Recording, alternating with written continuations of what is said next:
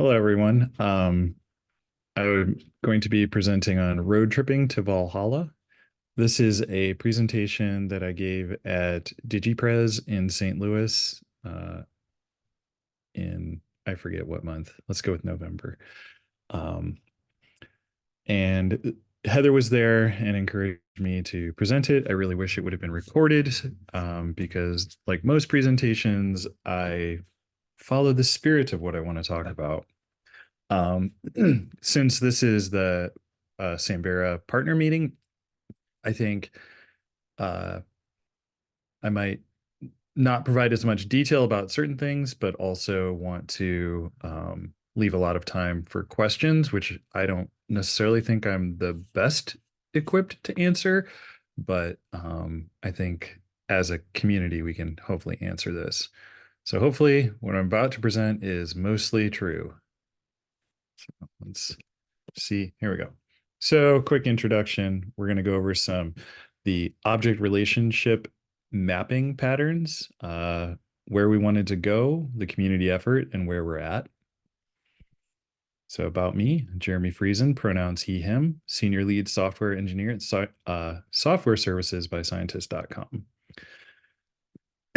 As we're all aware, for over a decade, Samvera's technology has relied on Fedora for its persistence layer of objects. It previously supported Fedora 3 and has current support for Fedora 4, but as we also know, Fedora 4 is long past end of life and we're on version 6 with native OCFL support. So this is the slide that highlights the community needs. Samvera, there are folks committed to the continued use of Fedora, and several are keen on migrating off of their old stuff. And there are other members looking at leveraging different persistence layers for metadata in their digital objects, Postgres being a natural candidate. And the choice to prefer either one is a lovely mix of political and technical realities of each organization, and they both inform that decision. And for Samvera to move with the community, it needs to reflect that reality. Pardon me, I shall take a drink from my haiku cup, not to be confused with haiku up. If we were looking to choose between persistence layers of MySQL and Postgres, it would be easy because Ruby on Rails implements the active record pattern via the active record gem. However, that's not the case because Fedora is not SQL. So we're going to do a quick overview of object relationship mapping patterns, active record and the data mapper. And the pattern of active record is not is implemented by Rails in the active record gem. So it's a little important to keep that separate. This diagram shows the active record pattern. On the left, we have the application. In the middle, we have a business model. And then on the right, we have the database record. The middle database model understands the data structure, but one second, my dog is eating something. The middle model just understands the data structure of the data as well as how to read and write from the database. And this is implemented with, in a way, active Fedora. The data mapper pattern has, on the left, it has an application, it has a business model, and then between reading and writing from the database is a mapper concept. The idea being that the business model is simply the data structure. The mapper is responsible for communicating the data structure to and from the database record or the persistence layer. And this is a diagram of the active Fedora state of things. And we'll notice it is already kind of breaking the pattern of active record, and there are other reasons as well. But the fundamental thing holds true that it is the object that knows both how to write to the database or to the persistence layer and how to be a data structure for the application. So the community set about swapping out the active record-esque pattern in favor of a data mapper pattern. And the design decision was that we would try to avoid a long-running feature branch. I believe we had a long-running feature branch prior to Wings, and that was very vulnerable to code drift. So Tamsin Wu and those of us who attended the Polar Vortex at Penn State, thank you, Dan, for the food you brought. I love the Szechuan. It was great. Tamsin Wu architected and then helped provide guidance on this initial work, along with many, many, many other people. The desired architecture is this. On the left, we have the application. To the right of the application, we have the Valkyrie resource or the data model. Then we have Valkyrie basically behaving like the mapper, and it should be able to read and write to these different persistence layers. And to channel a phrase that Rob said at Samvera Connect, to quote an awful human being, we're doing it live. With our directional map in hand, we trod our bridging strategy. Perhaps we should have called it Bifrost after the Norse mythological bridge. And this is what we had, ultimately.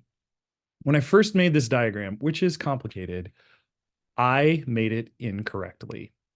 I really wanted Wings to touch the application. And I did that, and I was like, why was this hard? And then I was like, oh, it's because Wings is creating a bridge between Active Fedora and Valkyrie resource, not necessarily the application logic. And that reality is what made it complicated, because we needed to move that top arc from application to active record to persistence down to application, data model, mapper, persistence. And Wings helped negotiate that. And once I realized this diagram, like, this is why it hurt, because we fundamentally needed to end up with application, Valkyrie resource, Valkyrie, and then Postgres or Solar or Fedora. So the primary purpose of the Wings adapter was twofold. We wanted to demonstrate functional parity. We can convert an Active Fedora object to a Valkyrie resource and back. And this also, in doing this, helped highlight the inflection points for future migrations. Basically, making it easier ish. You still have to do the archaeology to figure out how to do it, but highlighting this is where we see the inflections and can start introducing abstractions accordingly. The idea being, if we can read and write to the same underlying persistence layer using two different adapters, we could begin the slow and steady replacement of code. This comes from the Wings documentation, and I want to really highlight one thing down at the bottom. The Wings dependency is temporary. It will be deprecated for removal in a future release. That pattern that we implemented, and I'll hop back a few slides to this diagram, the Wings thing is temporary because we basically want to cut Wings and Active Fedora out of the equation eventually, because Valkyrie resource is a superset of the Active Fedora functionality.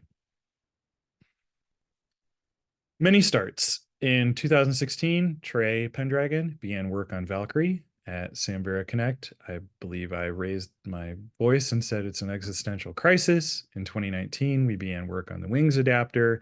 In 2023, we are minting the release candidates. I saw, well, we're releasing the Hyrax 5, and at Samvera Connect 2023, Tamsin Wu ran a very helpful transitioning to Valkyrie workshop. I highly encourage any of the teams to give it a look because it provides the guidance. And to be crystal clear, sometime in the hopefully not too distant future, we will release Hyrax 7, removing Wings and the active Fedora adapter. 6 is where we will kind of announce that deprecation, and per our policies, 7 is when it will be gone.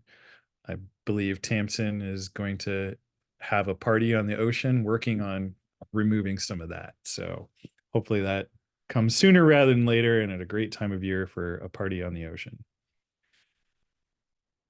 The really, really important thing in all of this is we've incrementally shipped a significant, monumental architectural refactor that was invisible to the folks using the application, invisible to our patrons. And that is a very powerful testimony to the thoughtful consideration of the approach, to the design and architecture of the approach, as well as where we are going. And to highlight, we've now performed data migrations within an application, WGBH or GBH. I conflate those two. We soft serve paired with GBH to lazily migrate Fedora 4 data to PostgreSQL. And my understanding is there was no downtime and no major cutover.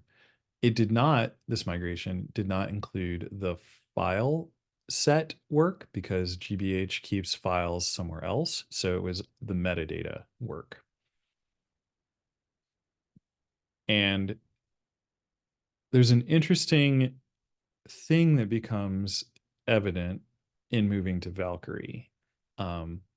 One, we're increasing the durability of the data by leveraging an agnostic interface. In software, it is aspirational to implement to an interface instead of implement the specifics. And an interface allows us to swap out.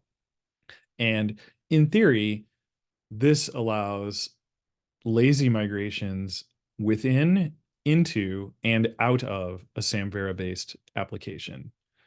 And what I mean by into is this would take thinking through, but it is conceptually possible to make a DSpace adapter that consumes the DSpace API and connect it to Valkyrie. Would it be performant? Perhaps not, but would it serve a particular need to maybe move in or out? Potentially. That is a theoretically possible thing because there is now a crisp interface between the business logic, the data structure that the application wants, and how we map that data to and from the persistence layer. This is, in my mind, a fundamental strategic advantage of Valkyrie. Many other implementations have far more concrete storage assumptions, and that is great for the application, but it does not necessarily reflect, as I mentioned, the community's aspirational direction based on technical and political considerations. So, little pitch, but we'll keep it short. There are several places that are looking at moving their Hyrax instances. We're going to be working at SoftServe. We're going to be working on the Palni Palsi, migrating it to Valkyrie. We're also going to be working on Haiku Up, the samvera.org repository, moving that to Valkyrie. And also, while we're doing that, we are looking at adopting the Haiku knapsack, which is an idea that Ubiquity and Chris Colvard in particular kind of prototyped, and then Rob Kaufman took a look and was able to configure a knapsack to be able to sit on top of a Haiku instance and basically minimize the Haiku surface area that the implementer, or I'm sorry, the deployer of a Haiku instance need to worry about. So there are some significantly exciting things happening in the Samvera community in the winter of 2024, a nice homage to the 2019 polar vortex at Penn State. Also, there was the solar vortex at San Diego in 2020. Anyhow, thank you, and I look forward to any questions.